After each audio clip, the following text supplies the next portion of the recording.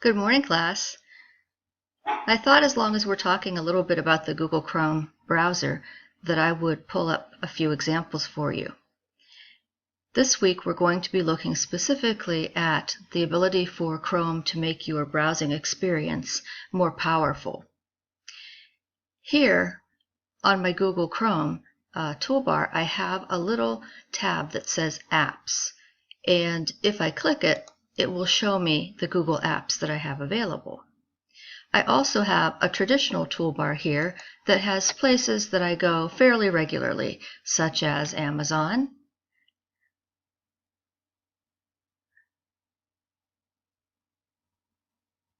or Blackboard. We'll skip my Facebook page right now. The Go Erie, that's the Erie Daily Times, Google Search, MapQuest, Netflix, so things that I use both in my professional and personal life are on my toolbar here. I also have created a couple of folders on my toolbar, and you can see that inside my folders I have different pieces that I want to be sure to share with my courses. So that's one little thing that is similar to any other browser you're going to use. This piece with the apps may be a little bit different. Here in my apps area, I have placed what are basically shortcuts, but too many shortcuts to include on a single toolbar. So when I use the apps tab, I can click in and find shortcuts to places I frequently go. Here's the Google Web Store, and that's where I got many of these apps from. So let me show you that real quick. When you click into the web store, you have the opportunity to search for apps. You could search for games. You could search for extensions. You could search for a new theme for the background on your computer. There are many things over here that you can do to narrow that search. One of them is to narrow the categories and say, I would like to narrow the theme by artist or something that was created by Google. If you're looking at apps, it allows you to narrow by whether it's a Chrome app or it's a shortcut to a website. It also allows you to narrow by looking at categories. And here you can see under education, they have a category called academic resources, one called family, foreign languages, and finally teacher and administrator tools. I don't usually confine myself just to these apps. Often I'll go down here and find something that's in news and weather or productivity or social and communication, utilities, and so forth that also is useful in my education environment. So wanted to make sure that you knew where to go. You could see exactly how I got to the App Store. We'll go back now to my main apps list by clicking on the little app tab there. And you can see that I have a shortcut to Google Search, my Google Drive, Google Docs, Google Forms, Gmail, Google Maps, G+, the new Google Cast for Education app, YouTube, which is owned by Google, YouTube Video Downloader, which I think you'll find useful in taking videos from the online environment and saving them so that you don't have to worry about streaming and buffering. TeacherTube is not a Google piece. It is not owned by YouTube or anything, but it's very, very similar, and it's a safer site for schools. I know some schools have YouTube blocked, so I have downloaded TeacherTube so that I have resources when I'm in a school that has blocks. Get Edu, Google Tips, that's about where my Google apps stop. I also use Remind in the classroom to communicate with parents and students.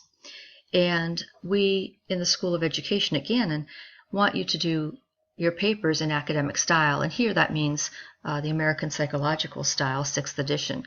This EasyBib, Imagine Easy Scholar, and ReferenceList.me all help to make those sorts of paper citations happen.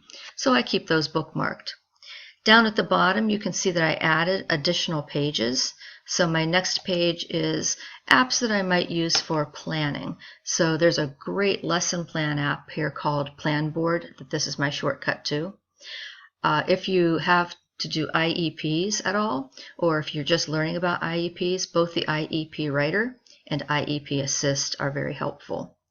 Net Texts allows me to select some texts that are already online in electronic version and store them to my account so that students can then access them. As we go through the semester, you'll find that we'll talk about some of these. There are plenty of things in the App Store for you to find and download and experiment with. I'm sure my list is very limited compared to what you'll have on yours at the end. I then have one that's about managing the classroom. So I have one that's a floor planner for creating my classroom layout.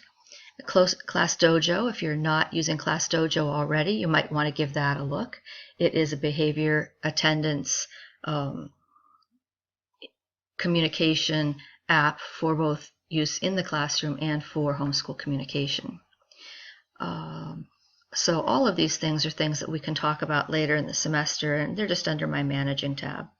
In order to label these tabs, I just kind of double click on it. It highlights and I can put the name on. So there's no secret to how to manage those tabs. And to create a new tab, you just take and drag, and it's going to take you to a new pane. Now, I don't want to actually do that right now, but that's all you do is you take one of the icons, grab it, and drag it to the right or to the left, and it's going to create a brand new pane for you. So my literacy apps, science is something that I am teaching this semester, so I have actually more apps than most of the other tabs. So you can see that you can scroll down once you've created one of these pages. So my science page is a bit longer than my others. Apps that I would use maybe in the history classroom, apps that involve creating multimedia, apps that I use for assessment, apps that I use to take and organize notes both for myself and the students, graphics.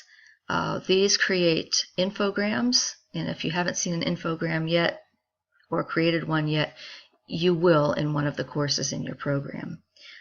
These are mind mapping tools, so they create concept maps. Under productivity, I have next generation label printing, so I just tell it what kind of label I want to print. It prints it. This one will create flashcards for me. I have one that creates over here a resume and so forth. So lots of productivity apps, followed by some reference apps, audio apps. These are things that I use extensively, so I put them in their own little place. These are sort of study tools and instructional tools, and then some things for mathematics. Now I could continue to add tabs, but for right now, that's what I use, and you can see how easy it is for me to get from one to the other. In addition to these shortcuts to websites or to the apps, you can also download extensions, and I have a couple of extensions downloaded and installed on my browser. One of the extensions that I have is something called Check My Links. When I'm posting a page for students, maybe it's a page of links that I've used in the past, and I want to check and make sure that all of my links are still good, I can click this little button. It's going to check every link on a page and tell me which ones are outdated, which ones I should remove before sharing the page with my students. This one is to Evernote. If you haven't used Evernote, it is sort of like a 3-ring binder electronically. You can add notes into it, you can put pictures into it, anything you can think of that you would want to collect.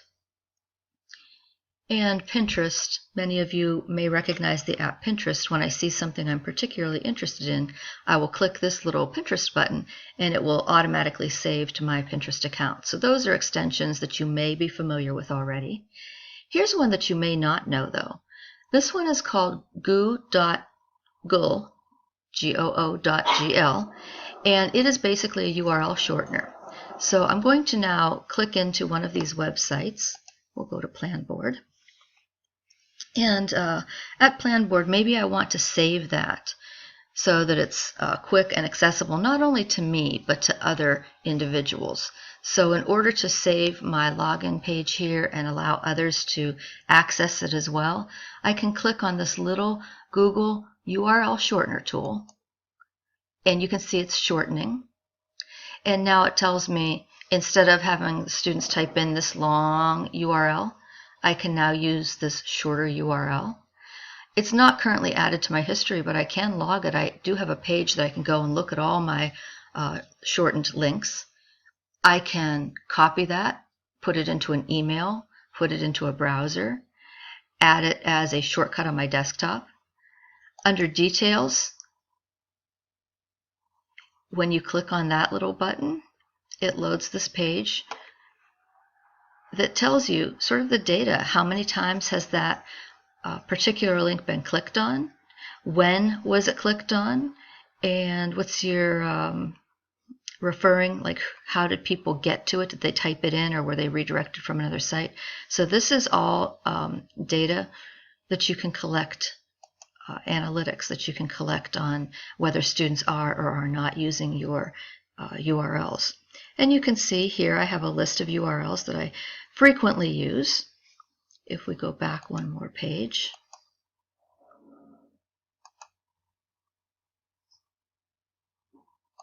wants me to go here, I guess. Click out of the other one. So when it shortens that URL, it also will create for me a QR code that I can then copy and save image as, and then put that into a document, and your students can click on it. It's going to take their mobile device directly to whatever web page, website, news article, activity online that you would like them to get to without any typing. So it's nice to have the shortened URL, but it's also nice to be able to create these little QR codes for the students. In addition, when you use the Chrome browser, it has the, incidentally, I belong to Ebates. Every time I click on a website and purchase something, Ebates gives me money back. That's another example of an extension. But you can see here that on Chrome, you're able to see your recently closed areas. You're able to access anything that you've downloaded. And even though my bookmarks are up here on the bookmark bar or filed in folders, I can still access them here through a traditional menu option. If I wanted to manage my bookmarks, I can do that, and it puts it into a nice drag and drop. So if I wanted Netflix to go into a folder over here, I just grab it and throw it in that folder. Of course, Netflix is not for science safety, so I'm going to take it back out, put it back on my regular toolbar. But that's as easy as it is. You can grab and drag these folders and these files anywhere you want to create your organizational scheme. Some people find that a little bit easier to use than a traditional method of managing bookmarks. And please note that any time you sign into a Google Chrome browser, you'll now have all of these bookmarks available to you. So whether I'm here on my home computer or I'm on campus, as long as I'm using the Chrome browser, I log in with my Google account. All of my bookmarks, everything is organized exactly the way that I expect it to be. The last thing that I like about Google Chrome is this opportunity to open Drive directly. So when I open my Google Drive, you'll see that I have a variety of folders here. I have a folder for my personal things, a folder for any Wii videos that I've made, a folder for one of the school districts locally that I work with, a folder for Gannon, and then I have some other things. This happens to be my desktop image at work. I'm a big farm person, so that appealed to me. Inside my folder for Gannon, you can see that I have a number of different folders, and you can add subfolders and subfolders and subfolders as you wish. Notice that I chose one that doesn't have any content in it right now, but the idea is that you'd be able to drag and drop files here, so there's no more uploading, no more waiting for it to sync, thinking that you've synced at home and then not having things synced at work. If you just deal with Google Drive in this environment, it works very nicely. So those are a few of my apps that I've installed, apps and extensions that I've installed in Google Chrome. I'm looking forward to finding out what all of those of you in the class are going to make use of, and I hope that we'll have a good sharing session. I hope that this little demo was helpful for you as well. Please contact me if you have any questions or concerns. Thanks so much, This is Lee Forbes signing off.